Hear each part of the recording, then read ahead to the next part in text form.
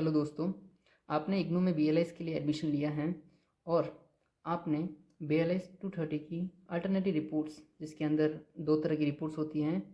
एक होती है लाइब्रेरी बेस्ड सर्वे रिपोर्ट और एक होता है लिटरेचर सर्वे रिपोर्ट। तो आपका वाइवा एग्ज़ाम होगा। ये इंटर्नशिप का अल्टरनेटिव रिपोर्ट्स है। आपने असाइनमेंट के साथ ये रिपोर्ट जमा करवाई होगी। बेसिकली अगर आप इंटर्नशिप नहीं करना चाहते लाइब्रेरी में, तो आप ये दोनों में से एक कोई रिपोर्ट बना सकते हैं। जैसे मैंने ये लिटरेचर सर्वे रिपोर्ट बनाई थी और मेरा जो टॉपिक था वो था open access and open educational resources. उसी प्रकार आपको भी कोई ना कोई एक टॉपिक पर एक अल्टरनेटिव रिपोर्ट बनानी है। इस रिपोर्ट की बनाने के बाद आपका थ्योरी एग्ज़ाम के जस्ट बाद आपका एक वाइवा होगा। अब हम बात करेंगे कि ये वाइवा का एग्ज़ाम आखिर होता कब है। जैसे कि मैंने अपने को बता दिया आपको कि ये थ्योरी एग्ज़ाम के जस्ट बाद में होगा। ये कहाँ होगा? ये आपकी रीजनल सेंटर पर होगा। इस वाइवा को देने के लिए क्या लेके जाना पड़ेगा? तो इसके लिए आपको अपना इग्नू ID कार्ड लेके जाना पड़ेगा। आप आधार भी लेके जा सकते हैं इसके साथ। वैसे तो आपको सिर्फ इग्नू ID कार्ड ही चाहिए होगा। अब इस वाइवा के लिए आप क्या पढ़ कर जाएँ? तो आपने जो भी रिपोर्ट बनाई होगी उस रिपोर्ट को आपको पढ़कर जाना है। और आपका जाहिर से ये प्रश्न होगा कि इस वाइवा एग्ज़ाम में पूछा क्या जाता है, आखिर ये वाइवा एग्ज़ाम होता कैसे है। तो मैं आपको बता दूं कि इस वाइवा में आपको जो आपको टॉपिक दिया होगा या फिर आपने दिया होगा, उसमें से जो भी टॉपिक है उसके बारे में पूछा जाएगा।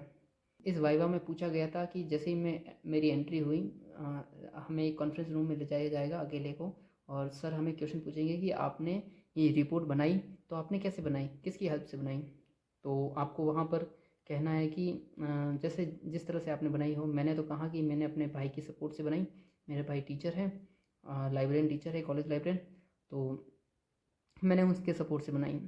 और उन्होंने कहा कि ओपन एक्सेस को ही क्यों चुना। तो मैंने कहा सर बाकी टॉपिक्स में से मुझे ये टॉपिक अच्छा लगा, और ओपन एजुकेशनल रिसोर्सेज और ओपन एक्सेस के बारे में मतलब 12th के बाद ही हमने जो है इन्हीं रिसोर्सेज को पढ़कर पढ़ाई की है और अपने एजुकेशन में सपोर्ट के तौर पर इन्हें चुना था। तो मैंने ये टॉपिक चुना था कि मैं ओपन एक्सेस और ओपन एजुकेशनल रिसोर्सेज पर ही रिपोर्ट बनाऊँ। फिर मुझे पूछा गया कि आखिर ओपन एक्सेस होता क्या है, ओपन एक्सेस होता क्या है और ओपन एजुकेशनल रिसोर्सेज क्या होते हैं।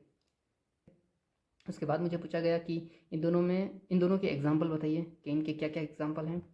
फिर मुझे पूछा गया कि ओपन एजुकेशनल रिसोर्सेज के कुछ लाभ बताइए, कैसे कैसे ये लाभदायक हैं, आप ये क्या इम्पैक्ट लाते हैं हमारी लाइफ में या हमारी एजुकेशन में। फिर मुझे ये पूछा गया कि ओपन एक्सेस और ओपन एजुकेशनल रिसोर्सेज में क्या क्या चैलेंजेस आ रहे हैं, क्या क्या चैलेंजेस आते हैं। और नॉर्मल यही पूछा गया। आपको इस रिपोर्ट के बारे में बेसिक से क्वेश्चन पूछे जाएंगे। वाइवा मुश्किल से 15-20 मिनट का होगा, ये तो खींच ले तभी, लेकिन नॉर्मली ये 5 मिनट तक होता है, इतना ही होता है। और 2-4 सवाल पूछेंगे कि वो जानना चाहते हैं कि आपने ये कहीं टीप कर तो नहीं लाई, कहीं से पैसा देकर तो नहीं बनवाई। अगर आपने बनवाई होगी तो आपको ये रिपोर्ट पढ़नी है और आपको ये कहना नहीं है कि आपने ये रिपोर्ट कहीं से बनवाई है। आपको तो नॉर्मली इस रिपोर्ट को ऊपरी ऊपरी तौर पर पढ़ के जाना है। आप चाहो तो इसके लिए एक काम कर सकते हो। मैंने क्या किया था, मैंने ChatGPT की हेल्प ली।